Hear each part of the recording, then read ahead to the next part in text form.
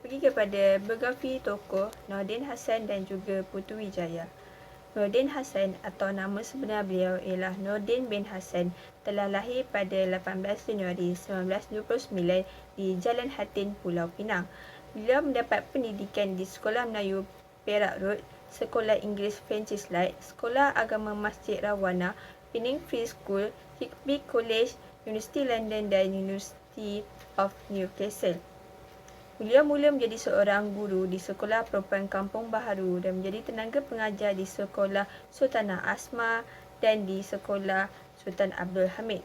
Beliau kemudiannya menjadi seorang pensyarah di Maktab Harian Al-Usta dan seterusnya menjadi penasihat Persatuan Drama di maktab tersebut. Beliau kemudian menjadi seorang pensyarah di Maktab Perguruan Sultan Idris dan Maktab Perguruan Persekutuan Jalan Northam. Seterusnya di Maktab Perguruan Bahasa. Selepas bersara sebagai seorang pensyarah, beliau kemudian menjadi pegawai kontrak di bahagian skrip dan cerita RTM. Seterusnya menjadi penulis dan pengarah drama. Putu Wijaya atau nama sebenar beliau I Gusti Ngurah Putu Wijaya telah lahir pada 11 April 1944. Beliau lahir di Puri Enam Tabanan, Tabanan, Bali. Beliau mendapat pendidikan di SR Tabanan, SMP Negeri Tabanan, SMA Singaraja, Fakultas Hukum UGM, Asri dan Ardafi Yogyakarta, LPPM Jakarta dan International Writing Program Iowa, Amerika Syarikat. Putu Wijaya bekerja sebagai penyunting majalah Tempo dan Zaman, staf redaksi majalah Tempo dan seterusnya menjadi seorang penulis cerpen, esei, artikel lepas dan seterusnya menjadi seorang pengarah drama.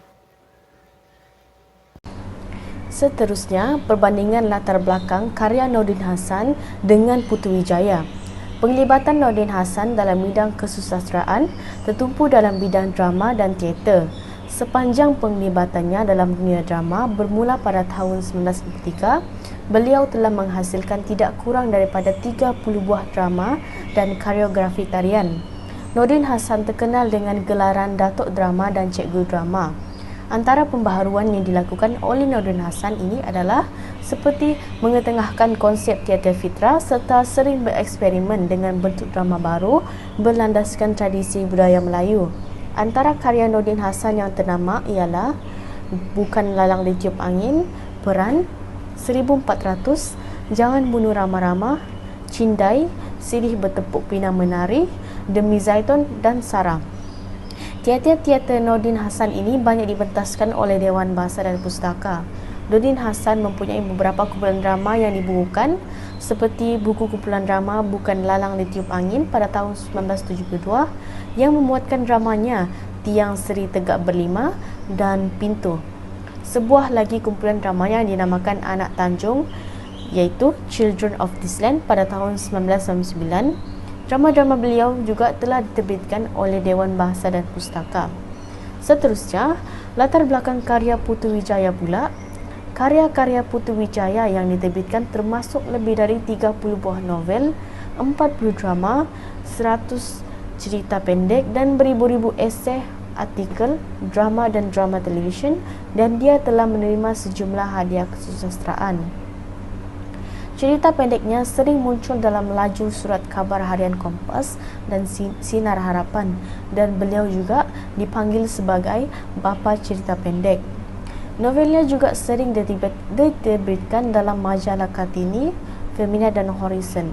Berikut merupakan senarai karya-karya terpilih Putu Wijaya yang terbahagi kepada cerita pendek, drama, novel dan puisi. Seterusnya, kita pergi kepada anugerah perbandingan di antara Nordin Hassan dan juga Putu Wijaya.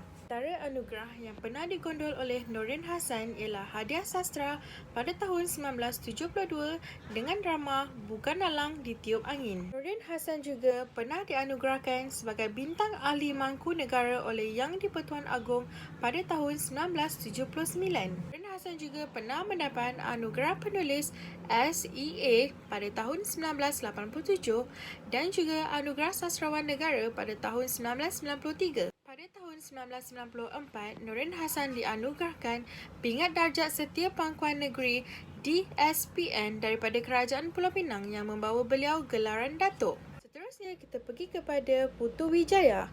Anugerah yang pernah diterima oleh beliau ialah Anugerah Seni dari Menteri P&K Dr. Fuad Hassan pada tahun 1991. Seterusnya, beliau juga merupakan penerima Professional Fellowship dari The Japan Foundation Kyoto, Japan pada tahun 1991 hingga 1992. Seterusnya, beliau juga pernah menerima Anugerah Seni dari Gubernur Bali pada tahun 1993. Beliau juga merupakan 2 kali pemenang penulisan cerpen dan novel Femina. Seterusnya, kita pergi kepada Festival dan Anugerah Putu Wijaya.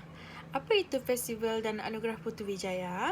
Festival dan Anugerah Putu Wijaya yang juga disokong oleh Yayasan Bakti Budaya di Jarum berlangsung di Gedung Kesenian Tasikmalaya dari 27 November hingga 4 Disember 2018. Festival ini adalah sebuah bentuk penghargaan daripada artis, seniman dan juga aktiviti pementasan teater kepada Putu Wijaya yang telah memberikan banyak warna kepada dunia persembahan teater dan juga penulisan skrip. Putu Wijaya bukan hanya pemilik teater mandiri, tetapi merupakan aset berharga yang telah mewarnai budaya dan seni di Indonesia yang telah melampaui banyak generasi. Seterusnya kita akan melihat kepada sumbangan-sumbangan tokoh dan pertama sekali kita akan melihat sumbangan Nordin Hassan yang merupakan seorang tokoh sastrawan negara Malaysia.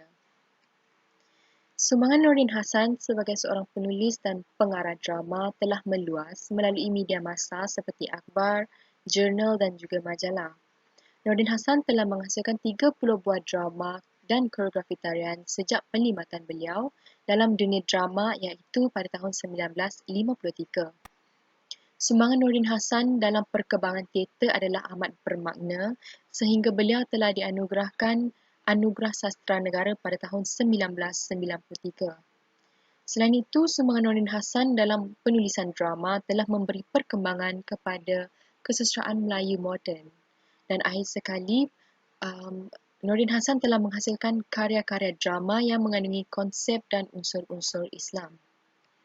Seterusnya, kita akan melihat kepada sumbangan Putu Wijaya. Putu Wijaya merupakan seorang tokoh sastra negara Indonesia dan sumbangan-sumbangan beliau adalah seperti yang berikut, di mana Putu Wijaya telah menyumbang dalam dunia kesenian dan kebudayaan Indonesia dan sumbangan beliau diangkat sebagai satu sumbangan yang penting kepada negara Indonesia. Ini bermula daripada pengibaran bendera beliau dalam teater mandiri atau dalam bahasa Melayunya teater bebas pada tahun 1971. Dan teater mandiri ini telah ada sehingga ke hari ini yang beliau mulakan pada tahun 1971. Putu Wijaya telah berjaya menjaga kebudayaan Indonesia melalui hasil-hasil kerja beliau di dalam teater beliau. Dan budaya Indonesia juga berjaya berakar umbi dan terus berkembang dalam mewarnai dunia kesenian dan kebudayaan oleh karya-karya Putu Wijaya.